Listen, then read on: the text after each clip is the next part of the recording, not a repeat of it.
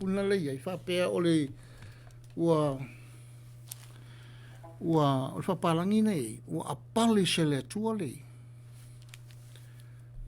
apale se le tua le whenga tuai lunga winga le si upu e tau wha mamlamai ua suia i le tua le whenga tuai sui o le fila ngalo le tua ni ia sui whenga tuai o le mata upu le Samoa e le leifo i le lau tamfau te tala noa tuai o na e tele ni so tātou e whaalua whesasi fo i le mata upu lea amen aleluia lona winga la e o mai lava i le so o lae sa vea tu vai lua le telo tangata sa vea tu vai lua le upu lea whaapea e le suia le tu la fono e le suia le whenga tuai amen ai a tonu o lae mafua mai fo i ono nisi tangata le o tātou uso fo i malatou tātou whaapea o lae tau hiofi ma maule a waenga i le tu la fono se furu amen aleluia a le lau tala no sa o to sa mo ia te o le lau tala no atu wa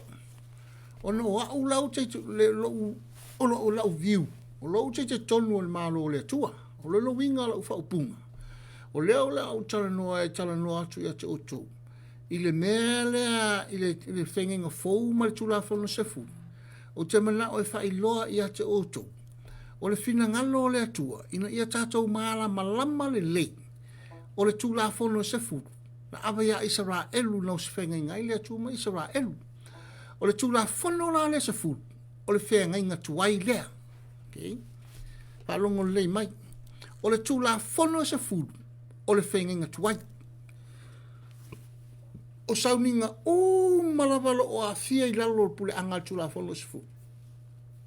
Sauninga whanmalmal sa, o lo a fia i lalo tula fono se fulu, o sauni o tula fono sauninga fa sa pati tele o tula fono o tau o le fa salanga ma me uma yang sala pe a fai e te solia sa pati e mulua amen o tula fono uma ma me ta o al fenga tuai a fai na te fa longo ma ta proclama lo te mala e fa i loya toi o le me ta o fenga tuai o le me ta o fenga tuai o le whainga ngā tuai leia i sala elu. Ok? Hallelujah. Lunga winga la utala noa atu sala moa ia te oto. Lunga winga lo te tala ngoa i le whainga inga se fulu. Ma mea o malawa e whao ngā i le tura folo se fulu. O le whainga inga tuai na. Amen. Hallelujah. O le whainga inga tuai la. Samo. O le whainga inga tuai. Lena osi e le tua. Amen. Il maluna nuu tura folo se fulu. Amen. E lea fio ainu ese. Amen. Hallelujah. Hallelujah. Ole mea wala ino tangu fai sa moe wha malamalama le mata upule. So le sa moe o mai lea so la e sa vea ku vai lua le kelo i ka kou. O isi fai mai e le i wha alea o ngā inga i lea kua le kula fongo se fulu ngā kula fongo o mose. Ia o le lopo o whea kula fongo o mose. E le i ola mai mose msang kula fongo. Amen. Ma mole le se kula fongo o mose. Amen. Hallelujah. E makua le maua e kōl kuspa i eskula fongo mose nga sau mose mai o fonga sala elu wala o ile ku ele san kula fongo ia le la pe fa mala fa per ka ko ma nga ola mai mose le san kula fongo ngal kula fongo se fulo le ku o kula fongo la sau minga la nga fa ye mose nga ia control le ku sala elu la fa ko nga yesu ale tua le nga fa ile ku ya mose le so ko lus fu mose ia faila fa le umame me o le malu o fa manga longo nga sala o koko mangu o mea o maia faila falelei fai ia sa ora li mose amen hallelujah fa kongonga la le kuang fai a mose ya le lo fesile ku nga ke o ko nga sa ora se fai nga mose o mea nga sa ele sa nga ka kolo le le ya le o ki o le me nga ia kele ka kan fe o ki kula fonga sfu amen hallelujah ko kele ka kan fe o ki koko masa amen hallelujah Roki kula fongo sfu. Amen. O le lawa o kam faya vakul le mka upule ka ku kalkalngoi. O a o Samoa e makwa i mangingo e o maho fau e le so sabe ku vai lu mka upule. O le finga ngalo le kua. E sau Yesu. Inga ia suil fenga kwaile nga ave Isra elu le kula fongo sfu. Amen. Kula fongo sfu. Sui. Amen. Sui. O le whenga kuai ngā rea, whenga rea kua ma Israelu. Israelu i ngu i e rua Israelu. Lenga kau kala Yesu i o le kusia le mia kosu kasi ma kosu kasi. O lenga whekalai lea kua i ngā ma fola lea kua le kusia le mia. O le a sui le whenga inga. Okay. Ai alu ngai la sa mo i e so le se kaki kau le wa kuangi mau o pe o le pi kau kau ya ke o kou kalu e o le maka upuanga e kasi ngai ko ke kalu ngoa. Amen. E peru e walu i wasfuru le mo wa umai al swinga whenga kwai ma whenga fo. A le lau como foi e whapupur ka kokani, e kata kule mea ka uale i kako puklama. Ina ia mawhai o nga kako waba ai whare leile upo le tua. Amen, aleluia, ia whatalo whatu tato mana mele o wa e lunga tato Facebook, amen. Ia whaila o e wa e ia talo walo tem, amen, aleluia. Ia maloso i fua, amen, aleluia. A whapea foi na wa e saulunga ta Facebook. Ia share aku ka video wa e se kaimil kako pokalama e wa wako kako share kaimil, amen, hallelujah, praise the Lord. Oh, hallelujah, so le e laki ga kala falongo le po me kako pokalama samo, amen, hallelujah. O le laki laka, o le maka upule, man, o le makua i maka ukia le maka upule le la kako kala ngoa, amen, hallelujah. Le wal wakul ka ko kalangoang, amen. O le finga ngalo le akua, e au mai Yesu, inga ia sui le whenga inga, amen. Inga ia, whakau mu o Yesu mea o marawa ia le whenga inga kwai, amen, hallelujah. Le koe o siangi, le koe whaiangi kaulanga i koko mangu, ma wha ngalo ia nga salaka nga kai koko mangu, lo winga ngale upu wa sui, amen. A ka ulola o le finga ngalo le kua ia sui le whenga kuai, sui le whenga fōu. O longa winga, o lo o a fia i kongu kula whongo se fulu. Ma longa malo si anga i kongu i. Amen, hallelujah. Hallelujah. Mele lingo whai aku ia ke oku. O le maa ngai o maka upu ia o ke kalangoa ko ia oku. E ko ngeki uma maka upu ia. E easy and plain and simple, you would understand ASAP. Yeah. Vaveyena e malamalama. Yeah. Hallelujah. Le lau o tala no atu sa goa nei time. Amen. Ile mata upu le na u whai atu e fo i atu oto. Amen. Hallelujah. E na uso ia le malabala au mai. Praise the Lord. Amen. Hallelujah. Ngi kamase makua whaalong kakake ni se ka. Ali iere walul ka kopo kalama vai le text vai kama ia le sa kel fogi o le sa kel fogi au le se o amen, hallelujah. La lo que le share ku amen, amen, hallelujah. O le la ta ma fai ni sa mo fa pu le outline na ku ka pokalama, amen. O ngal fa fika uri le sa mo a fai wa fast fu kau sanga le limas fu kau sanga ngai ke ko anga le lo. Au ke longa o mal kai minga le fa lo ko lo ma fo po le me wa suil fe ngainga. Po le me le ko fa nga inga kula fo se fulu po la sa o ngal fa ngol me. Amen. E le se kai minga e se el fa ngo ka ko kala. Nga le mama la mai le ke lo ka ngaka. Amen. Hallelujah. O Yesu. Nga mai le ko Yesu. Nga ia whakau ngu uma mea ia nga whai whenga kwai. Amen, hallelujah. Lea lau kam whai o ke wakus wha malamalama nga whaingo whi. Inga ia kako malamalama i le winga le upu le iai. Whaatau no ma Yesu o tele sau e ta tala tu la folu. Pe wha lea o ngā tu la folu. Alo sau e whaatau no. Amen, hallelujah. E leila se tu la folu se fulu o yo. Amen, hallelujah. A langa o le mena lena sau Yesu na i wha mamalama ia Israel. O le whea ngainga le la watu ia la tau Israel. E le toi wha o ngā ina. Le leila peka ko wo i le upu le koe wha o ngā ina. Amen. Hallelujah. Hallelujah. E le koe wha o ngā ina. O longa winga. O leo la a wha o ngā le whea ngainga fau le na sau ma Yesu. Tatau wha o ngā ia le upu lea e le koe wha o ngā inga. Pe le koe wa lay aside, wa ku esele ku whenga kwai. A ka ulora le whakau nguu, longa winga ua whakau nguu umai a Yesu mea umar whenga kwai. O le koko Yesu, o le kingo Yesu, o le maliwo Yesu, o o mea ma o le malu malu, o mea malawa. O mea malawa o le whainga kuai. E le ke kaunko e whai e kākou. O mea ngā, e ka o me whaiaka. I whalomana o kou, kula fongo se fulu o le type, okay?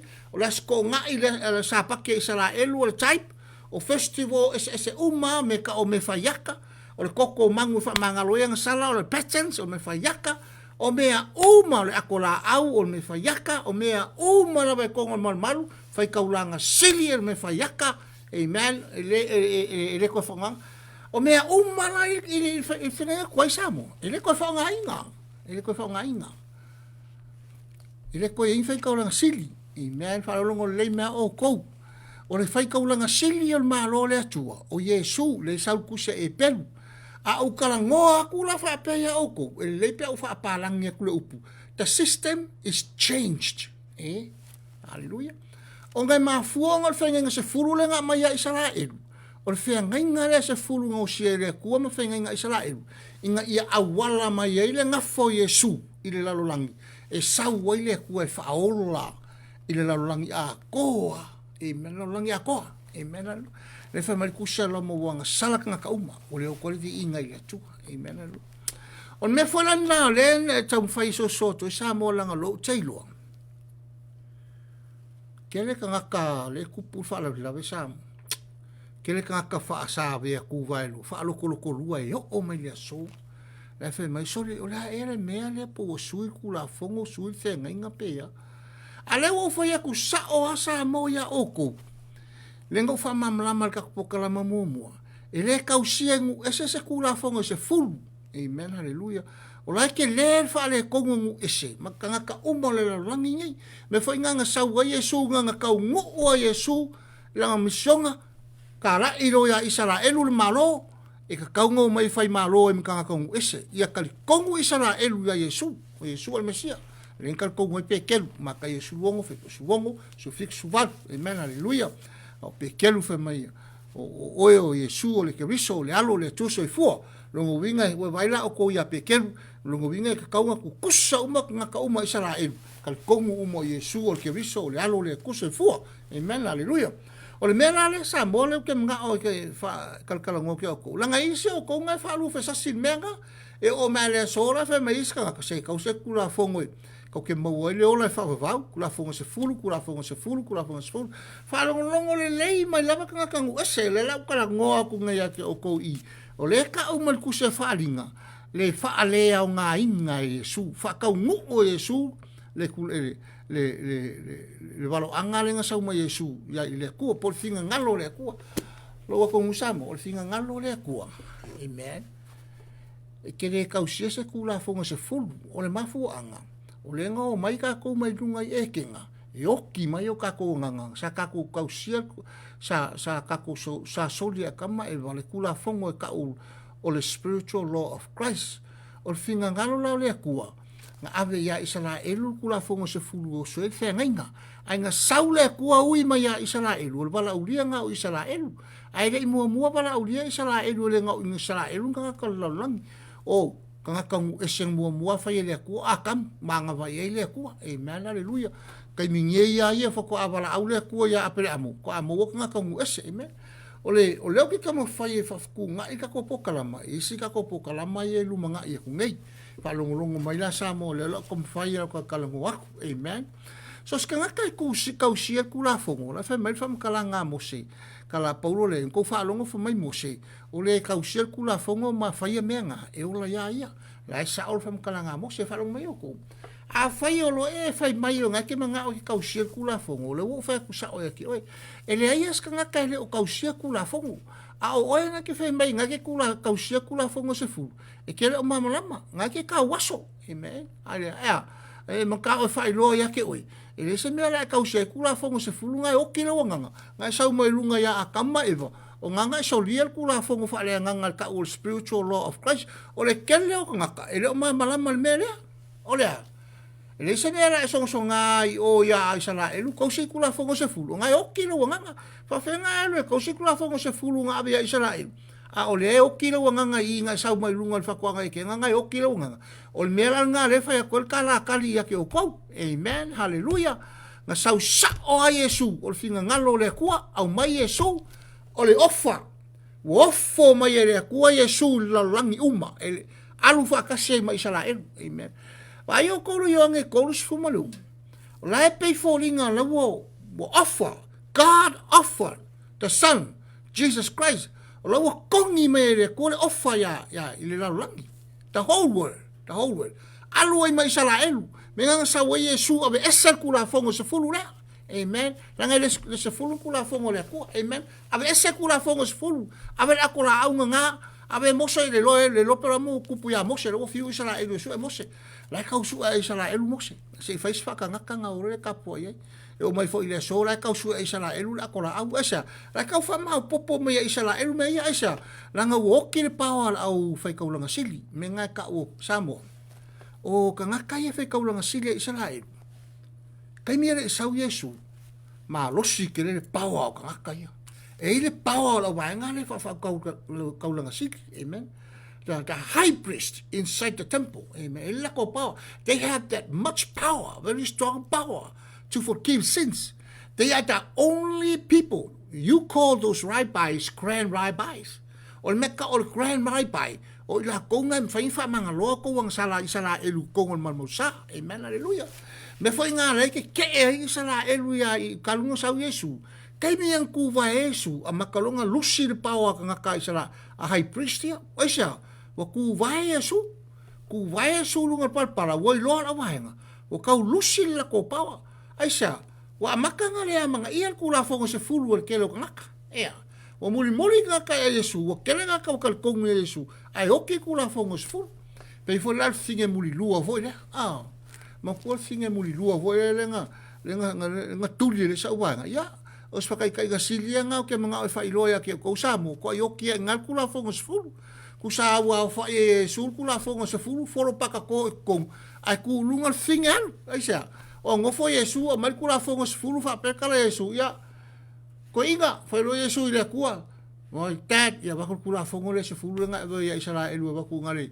ku la lo vai lo fo ngale amen haleluya ai le fa mamla ya Israel la ku fa kasi Israel mu ese amen inga yo mai fa kasi Israel mu ese fa lo mai sa mo e kausi kula fo e ya Yesu o mai fa kasi e le se kula fongo e kausi e o mai fa kasi fa tua ile mata upo fa tanga e tala leilen kala e Paulo le kala e Paulo nga tala le o fatu tua le manga o Paulo ya Israel la ko kaliar kala leila o mafuanga nga lenga manga o la Paulo ya Israel e ku le la ko kula fongo se fulu e la ko kele ma o se o le fa vau o le o ko fa nga le system let's say that's the old covenant system is no longer perfect for perfecting us o ko mo ole old covenant system e le ko fa nga inga e le ko yese ma losio ka o le fenga waila e fa le le ka ko pe fa sa o ka ko pe fa a mi o kong we ka ko amen o le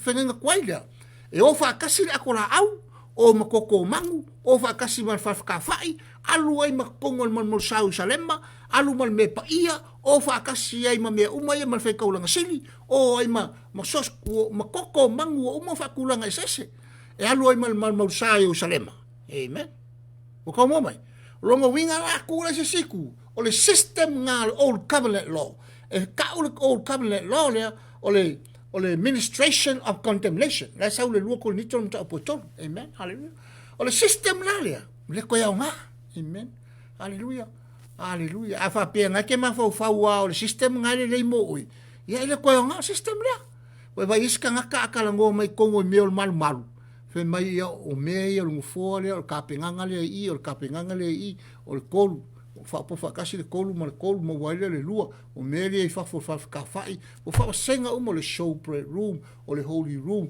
mai sime o isi ka ngaka o me le sora ka po ai me faiaka o ia ka po ai me faiaka ka ka kongu i mea ngai ko kongu le mal amen hallelujah ai fa ilo sa o ko samo o Israel o le menga o le fifia Israel o Yesu o lusi le pawa la ko fai kaulang sidi e fa manga lo yang salak ngaka amen hallelujah o lusi la ko pawa sa la ka o mai kongu o sui fai kaulang sidi e le ai se fai kaulang sidi kara ko Yesu o fai kaulang sidi o Yesu fa lo le mai o ko o le koko o whaamangalo ia ngasala e ka o kaulanga e kasef, o le koko Yesu, amen.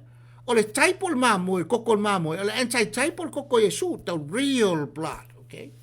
Hallelujah. O le malu la, o kako, amen. Lai ka umai ko le kus whalinga, amen, hallelujah. Le kako kalangoa ia, whalinga lua taswai po e kon. E umarol whalinga lua kasi, lua umar kus pa ia, amen. O le kusi la whalinga samo, o le ti kou mai yoange i. Le me o iai le mal sa Yerusalema. O le me o mal sa Yerusalema samo. O mal sa Yerusalema lea.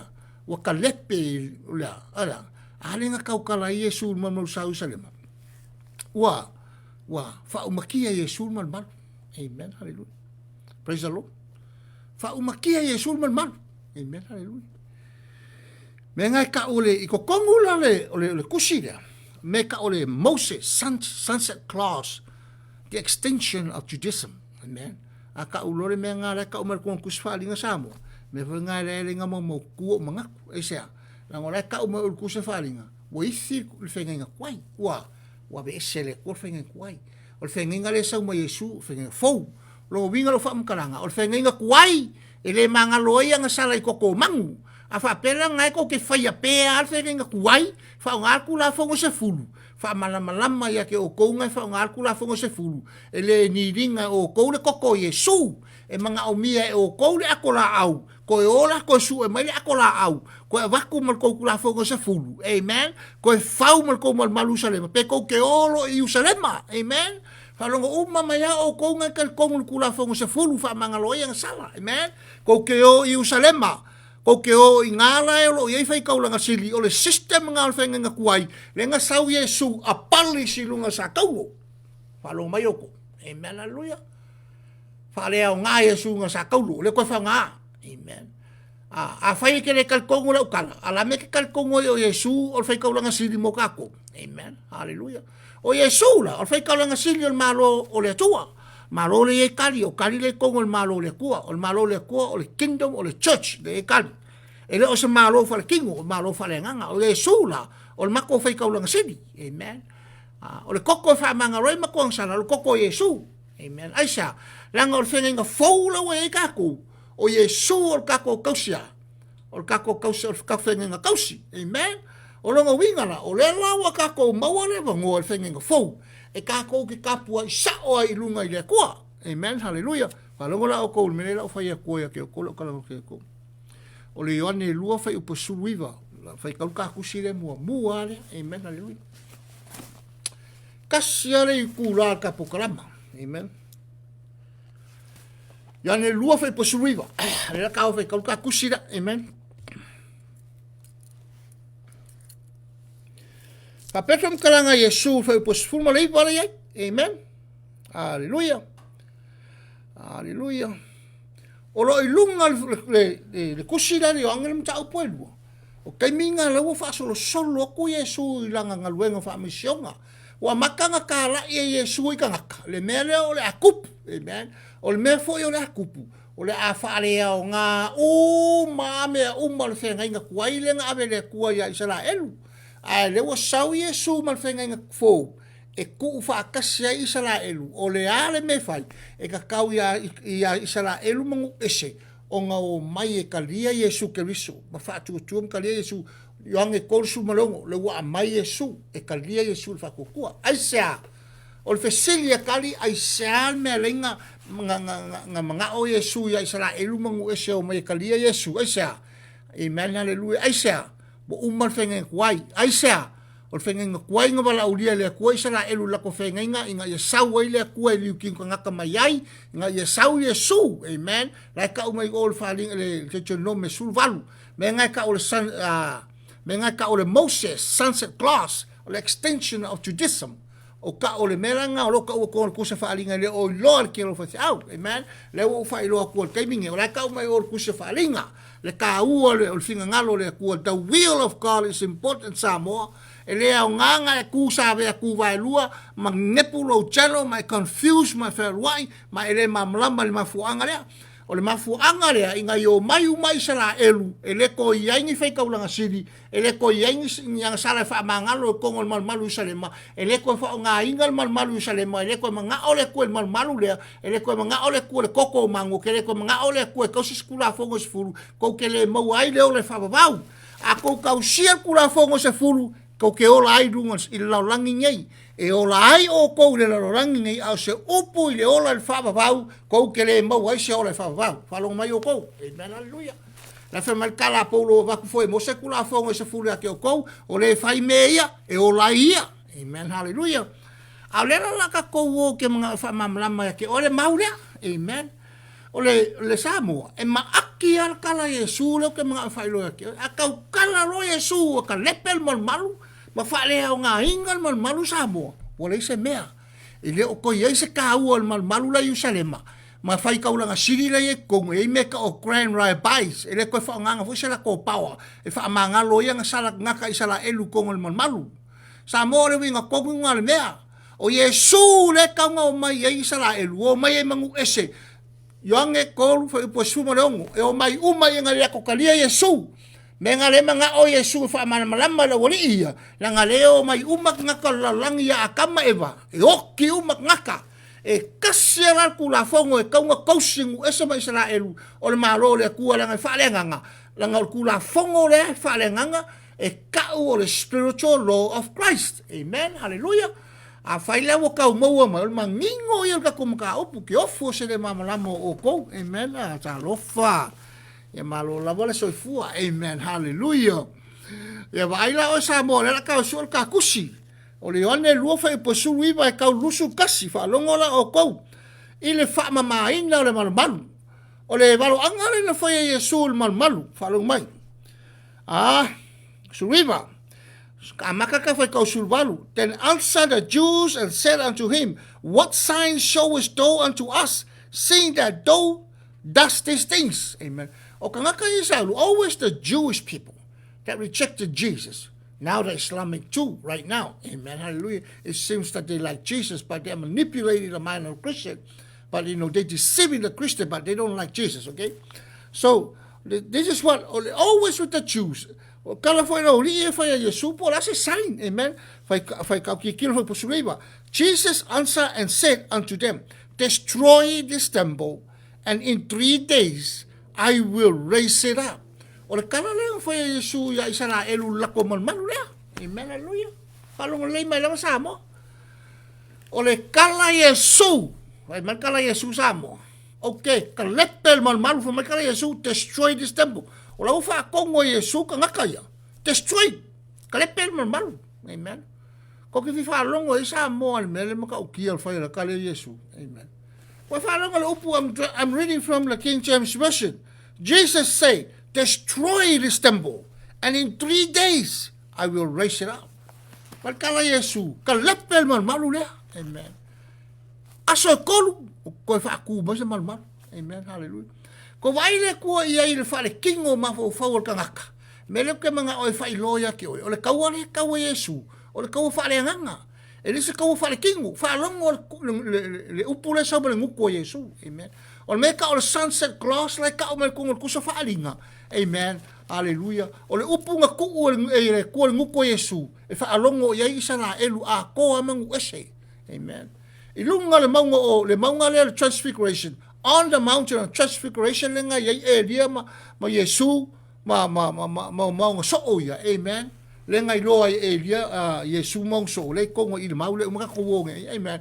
Lenga ba ai ia le fe mai elo wa tali pele na yo to fa longo ye amen hallelujah o lo winga o le me mua le nga ika ke Israel wa kele me le fe mai le Hebrew scriptures fa mai o Yesu o lo wa tali pele yo to fa longo ye me nga ka o sunset class okay hallelujah ale la wa sa Yesu o le upu le sa mo Yesu e ka o le upu e ka mo fa longo Israel longo winga e le ko fa longo Israel kula fongo se fulu sa mo e o foi la mo ya ka ko e se mela ka ko sulu foi ka o se kula fongo se fulu la e o ki ka ko wanga ka ko ki fa longo le upu le fa me Yesu o la le upu le fa me Yesu ale sa ko nga i kuspa ia ta to sa mo ia ta to fel fali le fa me Yesu lunga sa kaulo ia o tofe alo fani.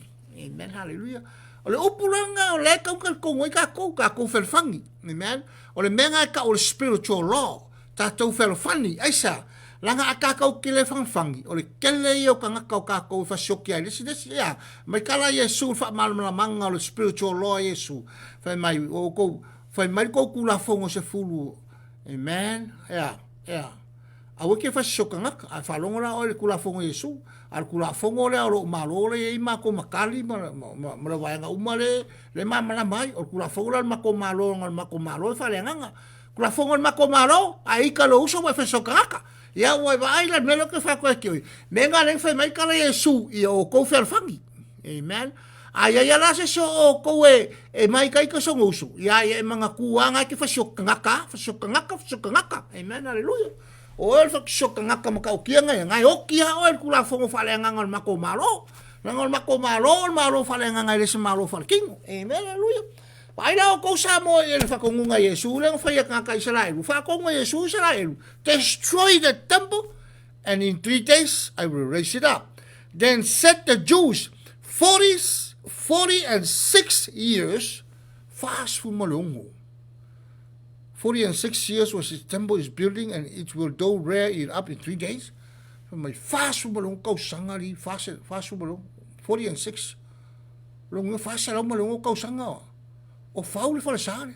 Le malu le sare mal fa kalanga Yesu ali Yesu kwa fa le ko nga o kalanga le mari ho yo kala Yesu. Pa el fa mal mo sa ma ko kinga inga e fa kuwa nga ki fa me kale pel mal. But he spake of the temple of his body. Ale sa ko kuspa ia.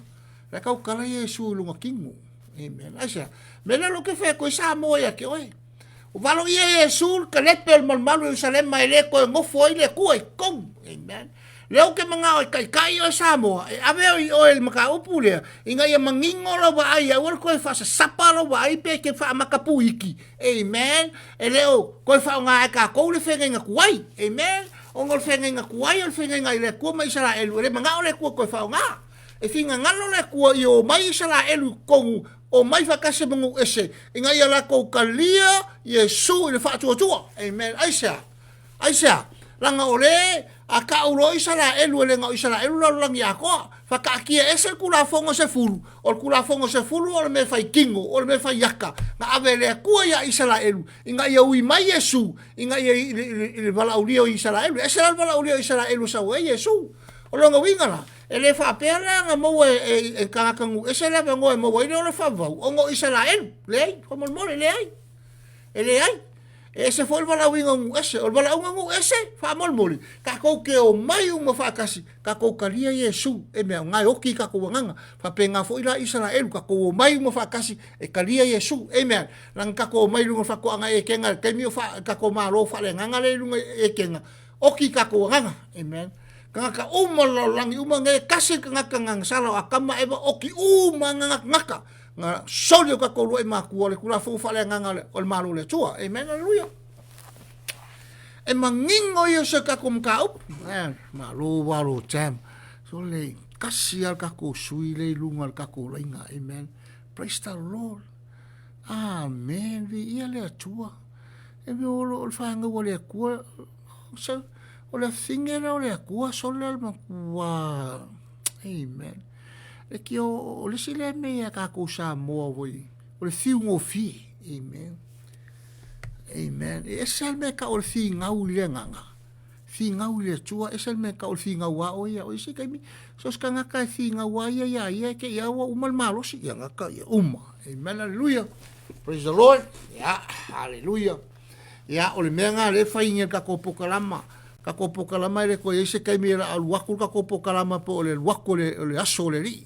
Our program will come unto you as the Lord's day. Amen, hallelujah. Ele ko fa pikos kai mira ka kopo kalama. Amen, hallelujah. Praise the Lord. O le mena le sa mo le kalongo ko le lau ka ko ba ai ngai. O le wa fola le ko le mission ka le pel mal malu le. A faila le fe merkala Yesu. O le ka kala ye longa king. Amen, hallelujah. Amen. O longa winga, o la mangaku Israel, ele a fainga la como el man. Amen, hallelujah. Ai le lo, ele ai. Ko i ke le la fainga el mal malu Israel, mal la ko fenga inga ya Yesu. Ea, ele ko fa nga inga. Amen, hallelujah. O lale ko whaongai, o le ko yei whai kaulanga siri, e le ko whaongai, e ka ko whai kaulanga siri sa elu. Amen, whaongai ka ko whai kaulanga siri, o Yesu, Jesus is our high priest, okay? Hallelujah. Lelo o mga o sa mo e whakaoko koe ki ore maka upu lea. So in 3 days, kala Yesu, I will raise it up. O lea, o malu leo Yesu, lea kalungo Yesu, lunga kingu sa mo. O loke mga awai koe kasir ka kusira, ka kewe, nga umaral ka kalungonga. O ke mga awai malama ya kewe sa mo, wasa sae lea kuara iya le nga kongol malu, ele pepelo kala Yesu. Nga maliu lo Yesu, lea ka awai kongol makayo lusu fiku, sa sae lua ingal iya le kongol malu. E mea loke mga awai ka kusi, nga le ko kiki umal ka proklama. Makayo lusu fiku, okay? O ke mga awai sa mo, ave ore kusi lea, amen? Maka yo lusun fiku la sa kaulua Yesu. Amen.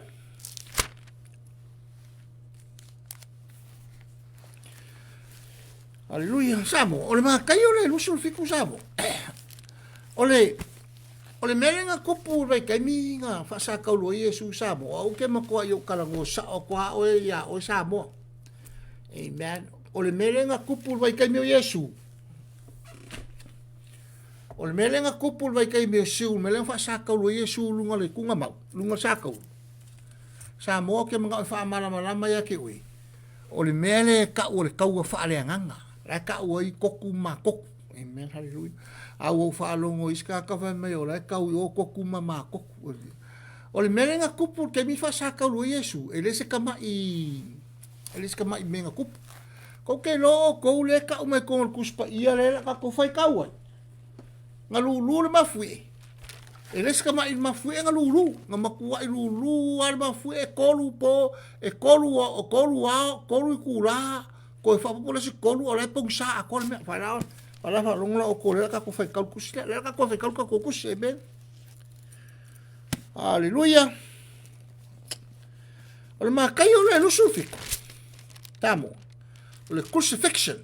Kai mea whasa kaulua Yesu. Sole. Se lo ke fa ku sa mo ya ke o ku ma ka yo le lususi le wo ke le fa le se i manga ku iskanga e mena lo ke manga fa lo ya ke oi la sole nga fa sa ka lo Yesu o le aso fa sa ka lo Yesu o le aso nga be se al fenga kwai mar ku la fongo se fulu e le mawai e le manga lo ai nga sala se fenga kwai fa lo mai o ko e le manga lo ai nga sala se fenga kwai ke le mawai le o le whawau sa whengenga kuai, ko ke le mawai sa whiaro whangi whengenga kuai, le aima se pa'u ka kou e mawa sa whengenga kuai. Amen, hallelujah, sa mo. Me ringa mga o Yesu whakaakia ese, la le wha malwha mkalanga le kusia, a kolosalo mka upo lua wha ipo sulu ongo, wha mai ua abolish mai ua ku Yesu lunga sa kaulo me umanga, wha mai lor wha mkalanga ua, ya whalongora oi, la ka whai kawai. Amen, hallelujah. Happy engaged from Kalanga or the crucifixion. Amen. Hallelujah. Now from the 6 hours there was darkness. We falongo sa mo yen mera. Ongoy kula le pong salmia. Amen. Hallelujah. Over all land unto the 9th hour. Umal kolu kula. Umale lesi kolu kula wongo. Koe fa popo me lesi kula. Kolu. E iwa i kula sa moa ua pongi sale mea, le aso le wasa kaulu Yesu sa moa, o le aso ukal kongunga. Iwa i kula, o ronga winga, o ronga winga ua ka ofi le la ua lea, ua pongi sa kua me le ua iwa i kula, ai man kua ka koe e ongo i kula, siku koe malamala mea, e mana alofa me ua iwa i kula, le pongi sale mea ronga winga. Sa moa lo ke mga whalamala ue, sa ao le mea, sa ao.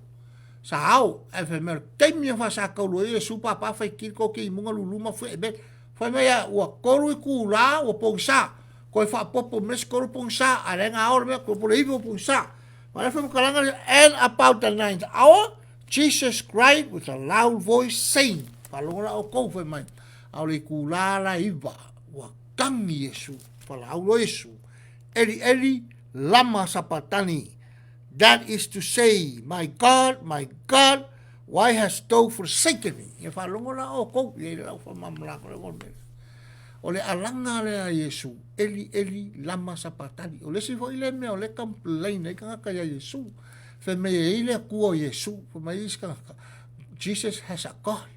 O le mea konga nga ka o le whaamal balea. Amen, hallelujah. Fe mo le whamkalanga, pe alanga Yesu, my God, my God. Amen. Hallelujah. Ele me whainga face whamkalanga, whaapea. Ele a kua Yesu, e whairo asa karapenga, e kau mai ngae, ele a kua lo ai. E kau mai ngae, ka waso o maka. Amen, hallelujah. E whalonga whamkalanga Yesu, my God, why hast thou forsaken me? O ringa upule, my God, beloved Father. O le beloved Father figure. Okay? Whalong mai oi. Ai sea, la me ringa whapenga nganga Yesu, ai le whapea kala Yesu o io le akua. Okay, lo ko sa mo ale lo ko mawalalo Yesu le fa malkuspa ia o fa maulalo longa loko. Amen. O mele ka o le pinnacle of this is the greatest pinnacle of the life of a man is to put himself lower. Amen. Hallelujah. Ka Yesu nga kasiri nga lo ko mawalalo men fa mawalalo lo Yesu. Aisa langa la mele nga fa so kala le Yesu lo ka ma o io le kali lo ka ma o io le koli. Aisa alang fa perfum kala nga Yesu. Langa o lai le kingo Yesu. Amen. Along kamala fa le nganga. Amen. Hallelujah. Hallelujah. Ele mo fai langa declare Yesu o iol kama. Le lang o lai le kingo nga ia. Along kamala fa le nganga. Along kamao le nganga pa ia. Amen. Whawhakake inga, I want to tell you the best analogy to do that. Whakake inga, if this is my son, I have a son here. I didn't say son. I'm going to ask you a question, okay? You guys listen, Americans. I'm going to give you the best analogy why Jesus did not claim God himself. Okay?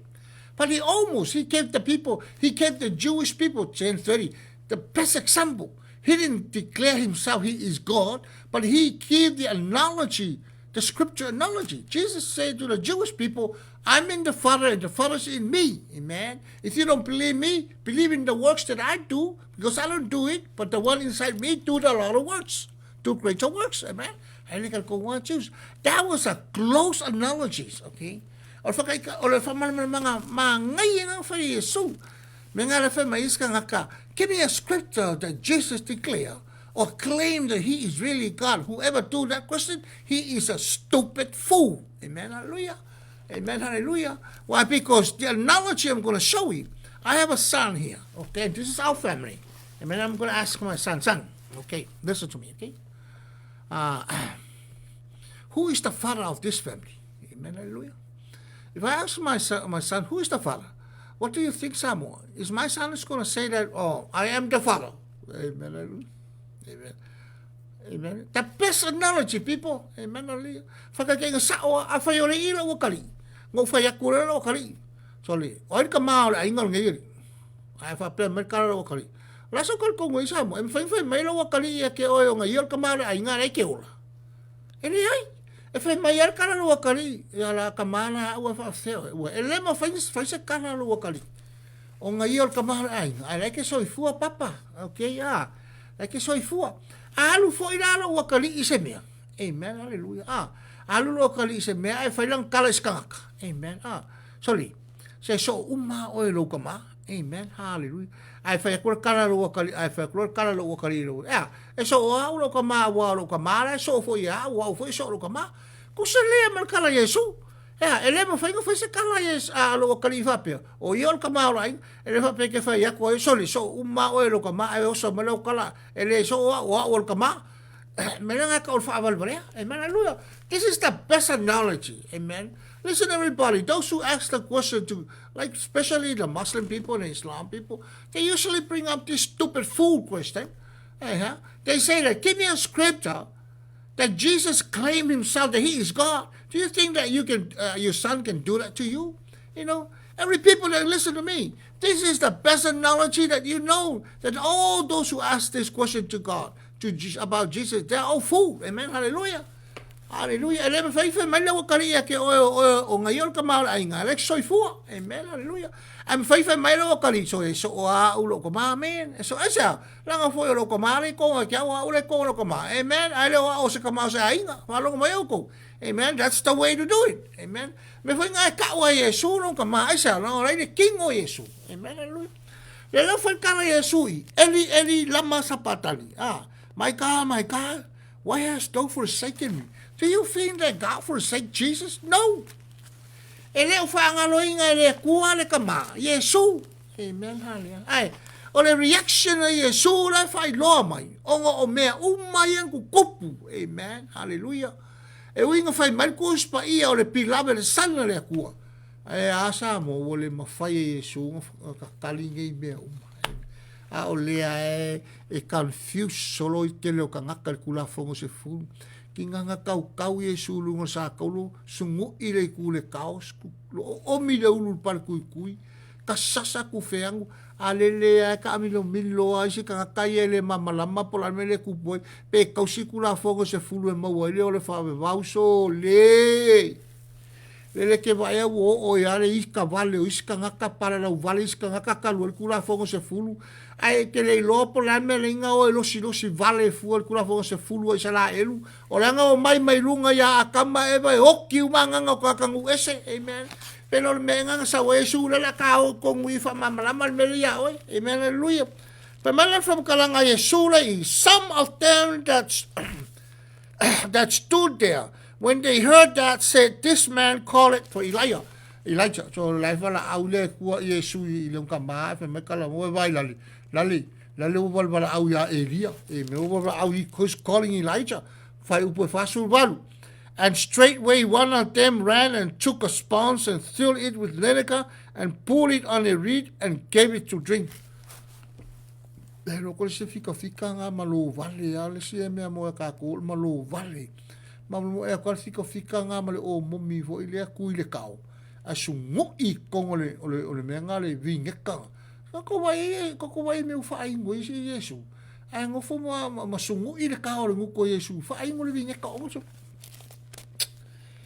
fast river the rest said let us see whether Elijah will come to save him.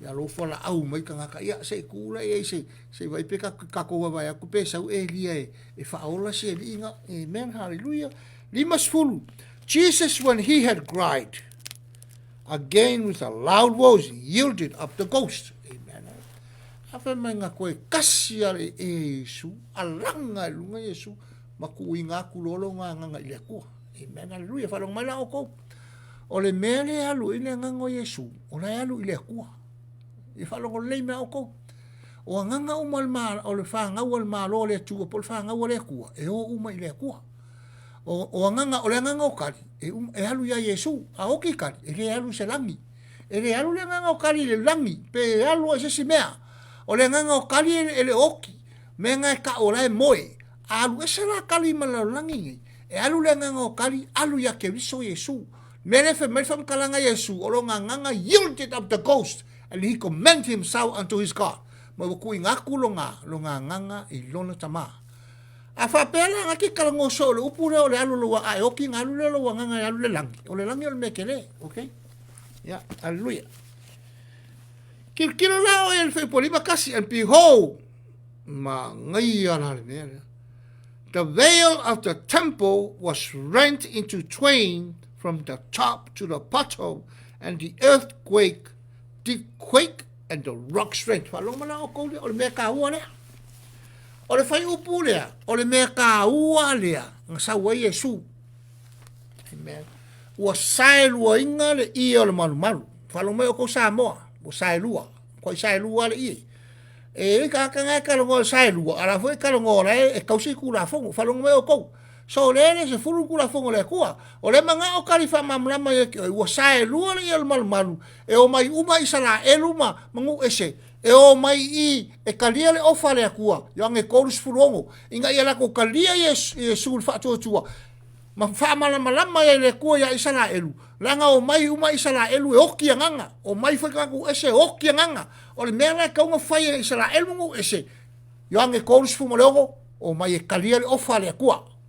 Ora le ofa le kua wa u fa perava no ina mai le tuolo na tali pele la langi na le falo se tse fa tua ya te ya e mo ile ola fa ba le ofa nga le kua e le ke ya mai le kua Yesu o le ofa that is an offer why Le fe mai iska nga kapo la me lenga ofo mai fu Yesu lo nga kali. Ala ua mai kula fonga sfule ko se le ai. Ele a mai kula fonga sfule ngu ese.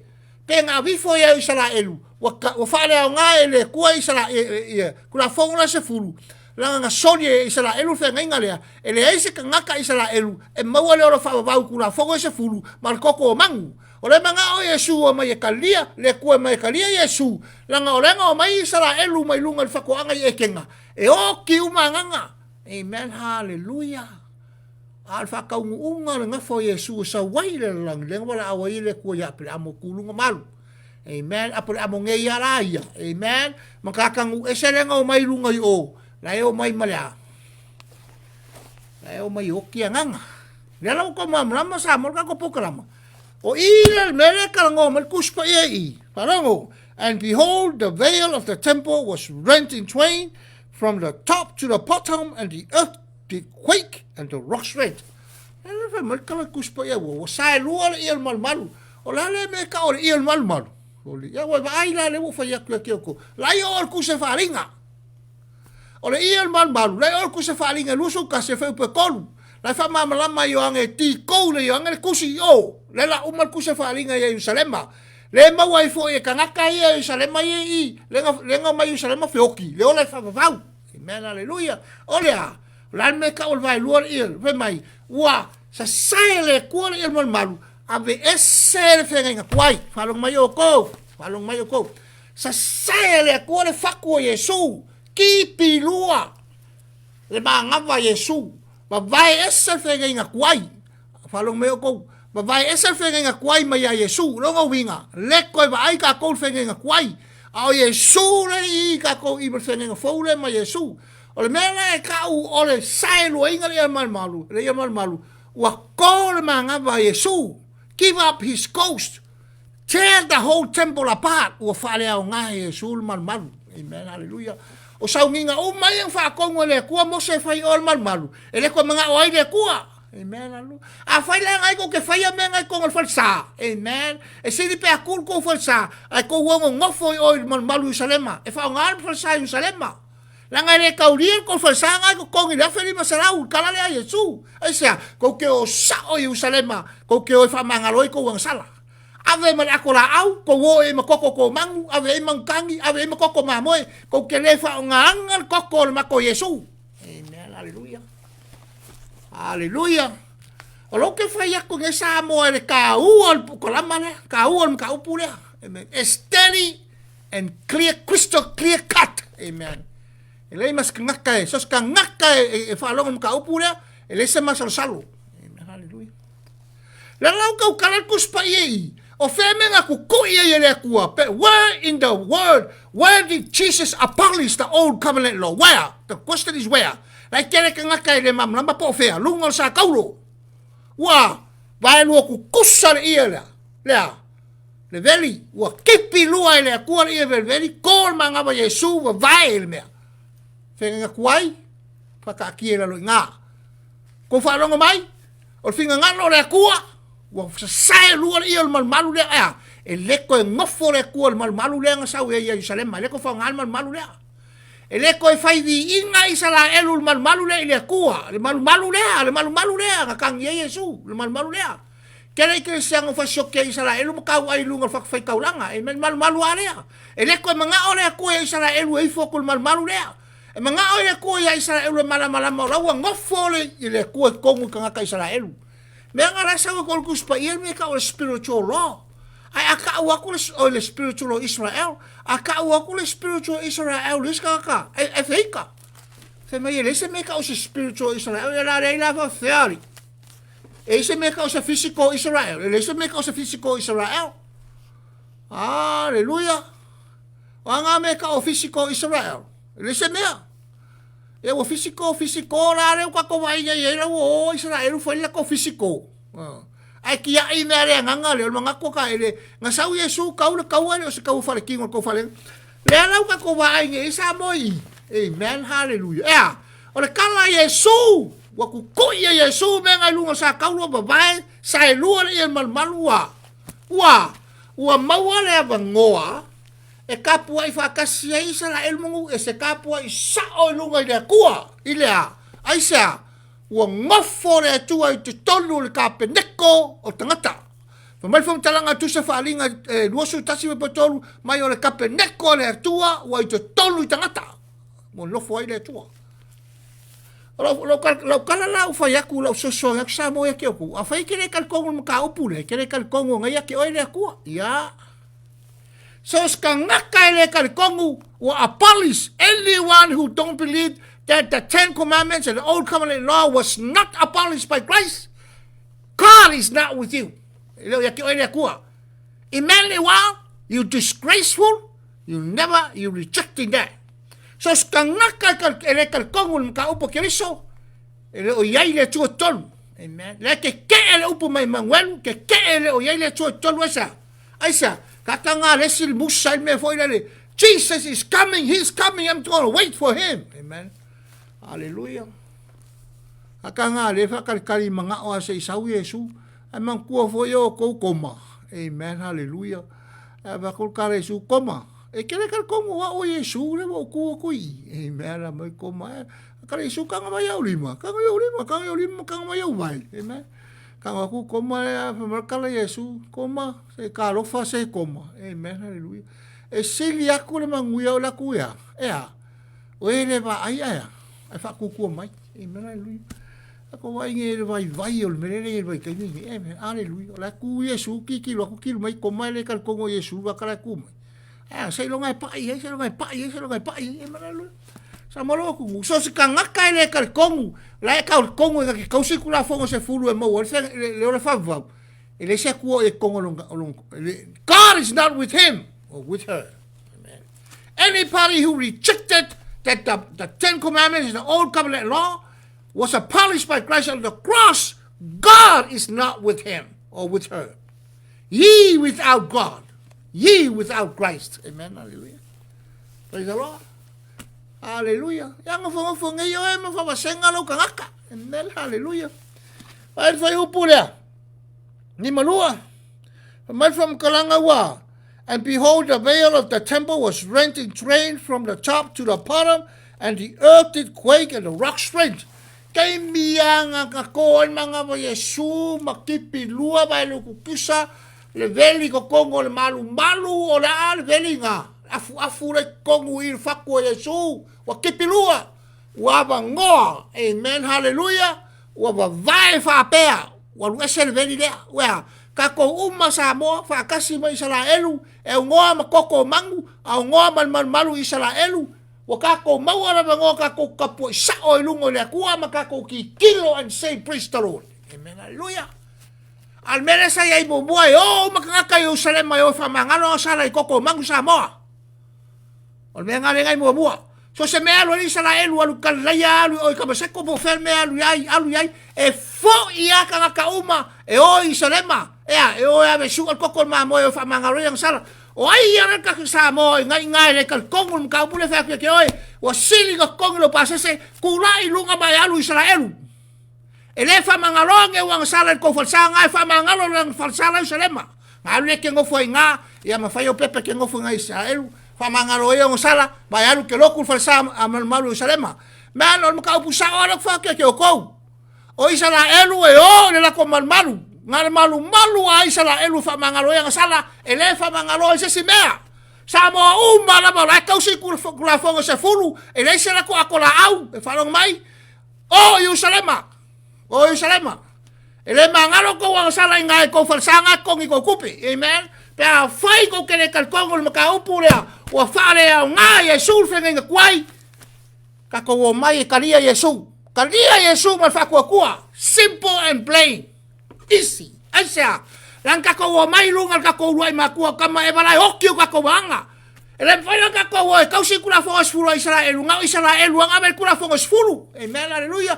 Au kako nga kangu ese kako wa mai marilie kako loko Kako sa vale file mu mai, ngai oki o kako wanganga, kako uo ka lia Yesu man whakua kua, kako uo fa sa. Alo ngā collapse fo le lo ngama ko kuri le kua mai wala au le kua, le wa uloa ngai fa mai kala kari o le oki lo wanganga, mau sau mai lunga ya kama e wale oki lo wanganga, o manga e fa sao lo wanganga, amen. Ngai vai le kele koe kinga inga koe ka lai sa maka upu, amen, hallelujah. E lo umaro ka ngaka o lai oki la ko wanganga. E le koe ese se koe kaukala skula fonga sfulu. E wha pa mai raro ka ngaka mwala au le kua. E le swafo le kua. Manga o mia la ko Yesu asa, lai oki la ko nganga. O le kelo ka ngaka ie le mamlama la ko, lai oki la ko nganga. Sa mo, o le kelo ka ngaka ie le mamlama la ko, lai oki la ko nganga. Menga lenga feo soi kula fonga sfulu. A leo whae kua kali. A whae o e mawhau ki alu kula fonga sfulu. Leo whae kia kia, ngai oki la nganga. Ngai sau mai lunga i whakoa ngai e kenga, ngai ke soli kula fongo le kua o le spiritual law of God. Sau Yesu lau langi ngai, sau mar kula fongo nga, e mga o ka leperte nga kuai, a ve sefe nga kuai, a wha mamlama ya Israelu me ka o law of Christ. Lenga whai e Yesu ka Israelu. Uma whai Yesu iai, koe whai e Paulo. Alu Paulo ka lai ngaka, le law of Christ. Karatia ono, amen. Mumurko nito, iwa, amen. Wha mamlama ya Israelu, amen. Lako wa mia kongu, e kaungo mai whatutua, alu pauru ka lai le kalesia whatutua, tala le leia unua mas tula whono, whamai e mori mau i ele tula whono se fulu, to e mori mau mai e kula whongo le kua, ko e mori mau i e mai perfeka, amen. O le mea tonu, e mau ale tula whatutua, e au noa, ma le a ia i ele tula whono, amen. Sasko nga kula whongo, amen, hallelujah. Mele nga kau karai paulo, Woi lo wakongu oi Israelu mai mau pango ko lole maka upulo ke mga folo aku ya ke ko nga ya ko mai ko ke kalia Yesu il fa tu amen ale lavo to wo ko su ela o to amio to amen lu merkala paulo kalo fai wo ya ke la ko le poko malapa ai o malama ile mea wa ele se mea o ya la ya la ko le sio le tu Israelu la ya ke ko le sio le tu ale malama o ya Elipi, amen, hallelujah. Ya, hallelujah. Mana oe matua, hita tu le point le Samoa. So le o male so le lo ke va ai iska ngaka. O sau le lua fe mer fiku la ke va iska ngaka ngale fa ale kolua. Ele malama pola me ka un fai kula fongo se fulu polea. O fai akule si palangi le ile. Lele nga fai lang ko fai se au la fai ele se ulu ngali liu ya kia ulu maka upule o ko ya o ko o fa kul palangi la o kilo wanga amen hallelujah e o male so a sa fa singo kia o palangi o ke lele lo kul palangi o fa mama la mal palangi be boni liu palangi ya kia amen hallelujah ai sa maka upule ai sa fa mama la el palang amen ako ke Maria sa mo si mero longa e si palangi lo ngali liu lo lo kul Church of Christ palangi le ile english e sa Afe merkala la wae ngo la unga nga Church of Christ le maka upula ke la unga isa mai ka ko sabo amen hallelujah ala ke fa lu ngol fam kala nga la lo lokko ka sa mo le Church of Christ le Church of Christ le ai le mas ka sa mo nga o so fa mamala mai mera o I ol mera ala fe mai kala pala ke ola o ai ko Church of Christ le maka upula hallelujah praise the Lord fa sanga le vale sa mo so le e fa ngai le ku me vai e men ole sa mo la fa so le ke o le so ke sa mo wa ka nga ka o fil ka ko fa lu fe sa si o le ka ko me maka ko ya so la e me le si lo ku nga ngo lo ku so le fa sa la nga ka me kinga ai fa mong ku so e me la le lu Kalau foi lá le mama la ma ka ka upuale al malo le ku ole le o mai ka mai ki ya male se ke mi ka ko kala ngo ai a le fa sa le wa nga ai fa mo ku ngal la sa mai fa sa ma ka mai el fa se au se va il ma wa el fa se au de ale ha sa ka mai ki ai fa mo ku ai lu e pesa ale sa o ka kom ka upu nga sa mo Vai. O leo o kalango a kulum ka wesa mo. Lai mau e kon kusa falinga. Amen. Hallelujah. O lai men kupol kusa falinga fa mamala manga Yesu mka upure. Len koe ave o kusi e kale sefiku. Len o e kanga kai ang fiola. A makai la ko ranga fo. ko fa mangaku e yonga ka ngakaya amen ea fa mangaku yai le mele le ka ua o le fenga nga foule ya Yesu ma le lako God is with us fa mai wo ya te ta tou mai o le kape neto le tua wo yai fa tasi mtangata o lona winga o ta tou o le malmalu le tua na fau le tua yo na lima mena na laina sau Yesu na sau na ia fa mamao ta tou loto le wo fa le amen o le la wo fa wo fio le tua tolo ta tou o ta tou la wo foi le tua tolo ta tou loto o le ko ngofo le sala Yerusalema amen angare sau Yesu fa pe ngai wo makanga ka Yerusalema alo ngapo wo kule si Yerusalema o savai kule si Yerusalema isala ele savai ai wi foi la wa ngai fa mangalo la ko lang sala o e mala piki ma mangkangi wi foi ma me umanga amen haleluya wa vai sa mo ma ka kial mele kalunga ku vai Yesu lunga lele wa makang ka ulengi fa nga ka ulanga fa yo fa mangalongo sala o kali kongol nga ka Yesu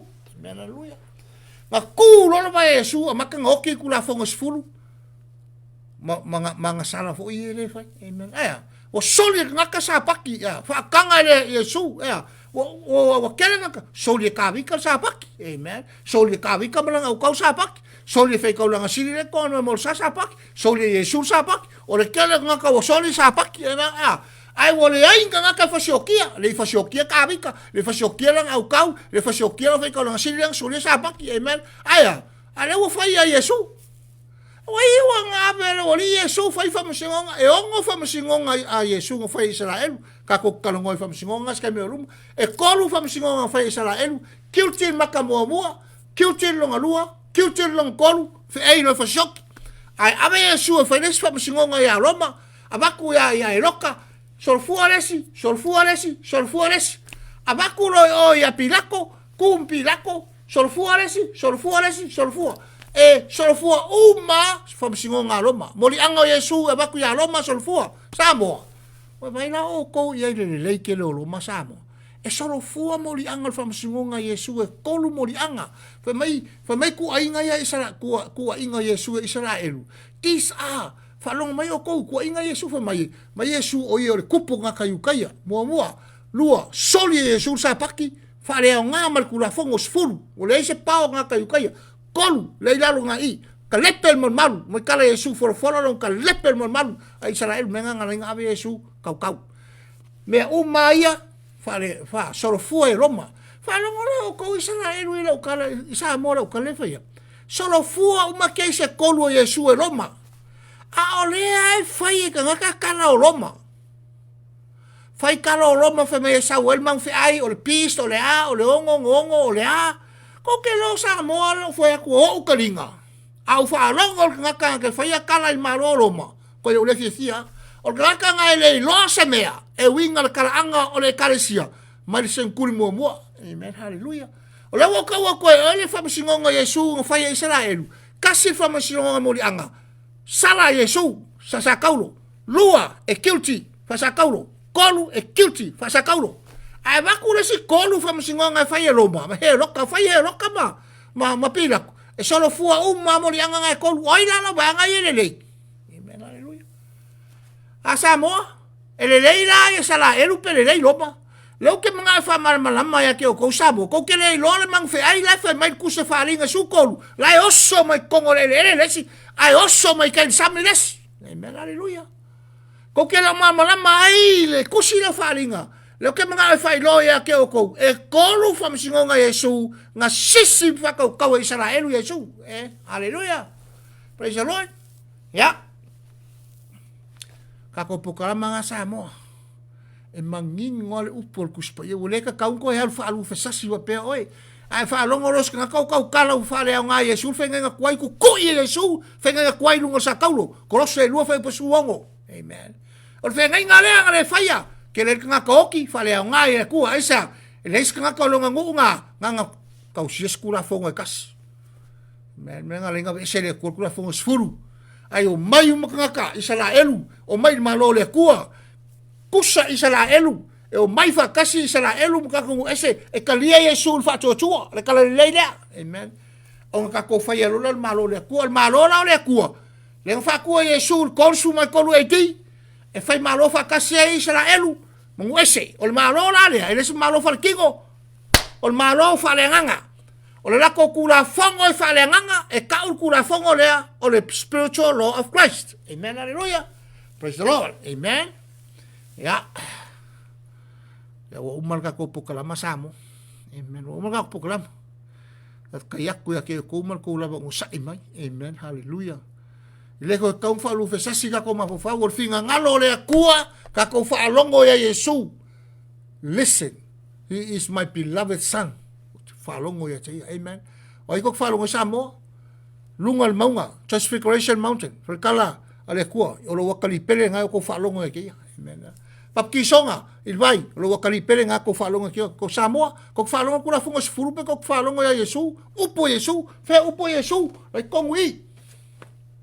Le kol kuspaya. Kusa falinga, lai upo Yesu, ngaola umai ngaka. Ai le sungol mal Malusalema, e di fikus fulu. Ola umai ngaka, ke siango ngai. Ele sikia ngaka nga. Upu le kongwi. Ele sikia ngaka nga Yesu, ngaola umai ngaka nga kusa falinga len kusa yoange, ave e kalesis fiku, ma ave Yerusalema, kele ngaka nga uska ilo upo Yesu. Ola upu, kolo kulo mai o Yesu, lang upu. Amen. Markala Yesu ile aso ko ke va ai le kali ngaka sau mai lunga yao. Ola le aso nga. Wai kai me Yesu. Le fa sa ka ro Yesu nga va ai uma ngaka uma ya Yesu. Amen ya. Lai lungo wao. Ko ku ma Yesu. Wa ku fa kasi mo ma vai vai para ke vekele le mafui. Ku ma lunga ngaka pa ia. Wo fa kasi mo Yesu fa iloa fa pupulo ele kua maka umo fika loma maka umaya vai Yesu, amen, amen. Ele fa kaual maunga ka ko ole aso ko ke va ai ke o saulunga au ele fa kauya ka ko wo umang kupul benga yo, amen, haleluya. Fa mangingo fa mamrama nga me, amen le ai leo ka ko saungi, amen. Yo o mai aso leri e vala wele kua ya ke oi, amen, haleluya. Ke no fe lo ai mai le kua personally, amen. Personally, Jesus will meet you personally in that day. On that day, Jesus say, I will come as a thief. Amen. E come as a thief, ya. Me o te latu ya te oe pelo ngoi. Amen. Hallelujah. Longa winga. Kere lola so e se elo mangapa. O ya Yesu. Su commanded up his cause. Ke minga se mangapa Yesu. Amen. Felo e melongali. Amen. Hallelujah. Ele si kia le kua. Amen. Hallelujah. Yesu. Pa penga fuera al mele na kupu ya kako. O le aso e ave se ngai ma wala wele kua ya ke oe. That is the Lord's day. O le aso le ri. Amen. Hallelujah. A pare po munyei. Ya o mai le aso le ri ya kako. Amen. Ai mali lie kako loko. Amen. Kako wava ai le kuspa ia. Kako wava ai le kuspa ia. Kako wava ai le makao busao. Inga ia kako o. O malwana o le kua ya kako. Aya. Le kako ke o mara malama i le kua. O mara malama ya. Kako ke o fie fia ya. O mawhai o kako whao la inga o kako nganga sa whioki mai runga whakoanga i e kenga. Amen, hallelujah. Amen. Kako kalia Yesu.